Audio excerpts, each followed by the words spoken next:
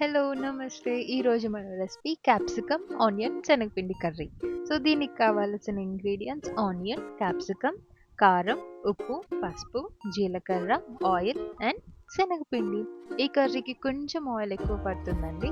And ఫస్ట్‌గా ఏం చేయాలి, ఆనియన్స్‌ని, క్యాప్సికమ్‌ని కట్ చేసుకొని, తర్వాత ఒక కడాయి తీసుకొని అందులో శనగపిండి వేసి బాగా ఫ్రై చేయాలి. కొంచెం టేస్టీనెస్ కోసం కొన్ని డ్రాప్స్ ఆఫ్ ఘీ వేసుకోవచ్చు. అది ఆప్షనల్. ఇలా వేయించిన శనగపిండి పక్కన పెట్టి, అదే కడాయిలో కొంచెం ఆయిల్ ఎక్కువ వేసుకొని, జీలకర్ర వేసి అవి చిట్పట్లాడినాక ఆనియన్స్ కూడా వేసి, ఉప్పు, పసుపు వేసి బాగా మగ్గించుకోవాలి. వన్స్ ఇవి మగ్గిన తర్వాత దీంట్లోనే మన క్యాప్సికమ్ కూడా వేసి బాగా సాటే అయ్యేలాగా అదేనండి బాగా మగ్గాక కొంచెం ధనియాల పొడి, కారం వేసి ఇంకొంచెం సేపు మగ్గించుకోవాలి.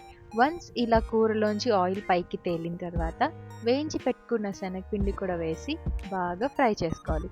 అడుగు పట్టకుండా కలుపుకుంటూ ఉండాలి. అప్పుడే కూర చాలా టేస్టీ. అంతే, very tasty capsicum curry ready.